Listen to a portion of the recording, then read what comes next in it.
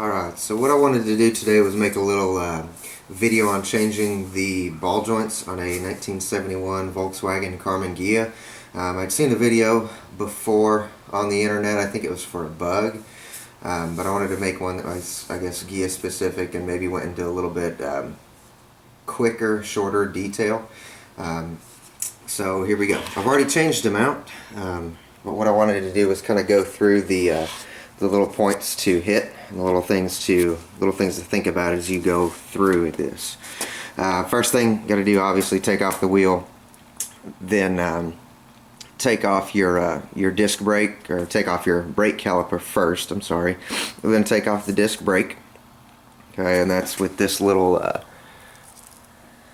nut right here with the hex screw on the side of it. That should come off fairly easy.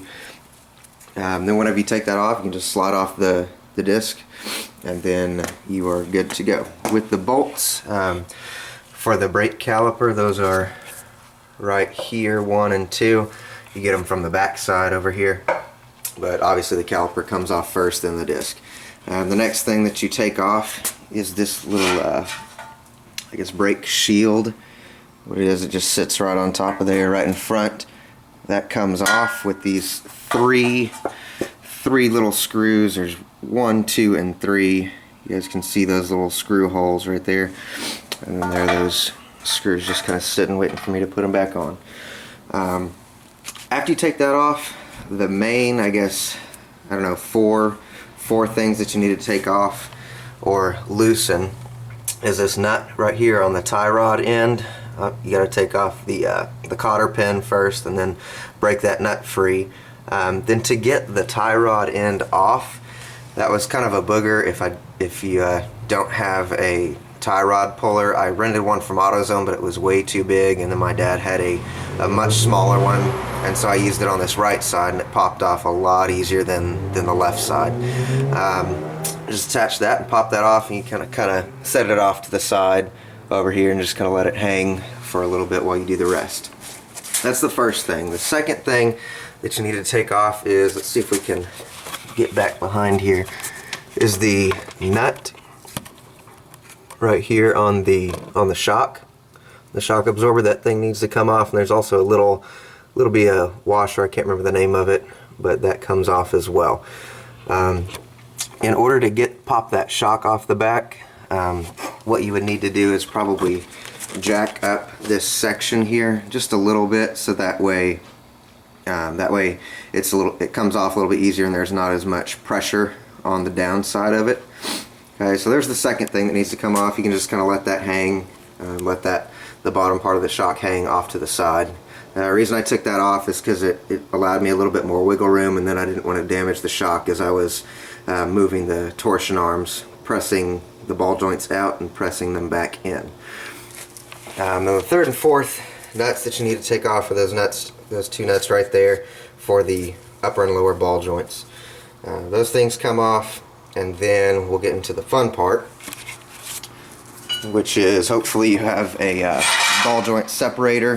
This was one that my grandfather gave me whenever he gave me the Ghia about 5 or 6 years back, and so it was with it, and it helped out a lot. But still, if the ball joints haven't been taken off in a long time, that can be a big pain in the neck. So just watch out for that. Once you pop those free, it might be good to lower the jack back down, so that way this lower torsion arm can kind of hang freely just a little bit. When that does, it'll help you pull this whole section off from the lower ball joint, and then you can just knock it off the top ball joint whenever it's kind of hanging off to the right side over here. Once those come off, it's a little bit easier popping the ball joints out. I got a little rented press from AutoZone. That worked out well. The attachments work out great. They fit nice and neat. You just got to make sure you have the right I guess attachment on the ends of it to make sure that the ball joint can go through them. Once you pop them out, that's, like I said, that's the easier part, popping the ball joints out, pressing them out, I guess. I've seen some people hit them with a hammer and knock them out. I just wanted to do it with the press, and that worked out pretty smooth. Then you have this little nut thing. It looks like a nut right there on that upper ball joint. Can't remember what exactly that's called. Somebody mentioned it online. It deals with the I believe it deals with the the adjustment and the alignment of your wheel. So that thing has to come off the upper ball joint as well once you take this middle section out. Okay. Now that you have those out, press them back in is kind of the harder part. Hopefully you have a nice, I guess, 3/4 inch drive ratchet. I had one of those. That helped out really well. And then the ball joint press from AutoZone dealt with a, let's see, 7/8 inch drive. So once you hopefully you can use that kind of wrench or that ratchet and then get it off easily that way, or I'm sorry, press the ball joints back in that way. Just make sure they're going in straight, because I had a problem with my the upper ball joint on this side going in, and I kind of bent it and broke it, and so I had to get another one. That was kind of a pain to have to wait another week in order to put this one in.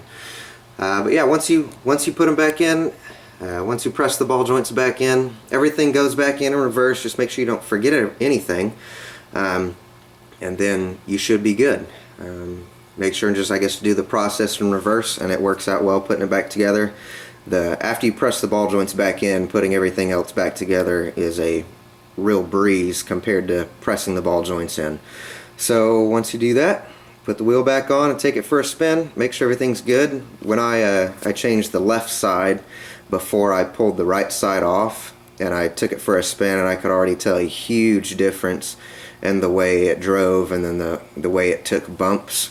So it helped out a lot, and I'm really anxious to get this right wheel back on, so then that way I can take it for another spin and, you know, let it go. So hope you guys enjoyed. I hope it's beneficial to you. I know it was quick. I know I didn't really do anything in the video except point things out, but hopefully it helps out whenever you get to the point where you have to change your ball joints on either your Ghia, or I've heard that I guess it's kind of like the same process on a Bug. So enjoy, good luck, and have fun.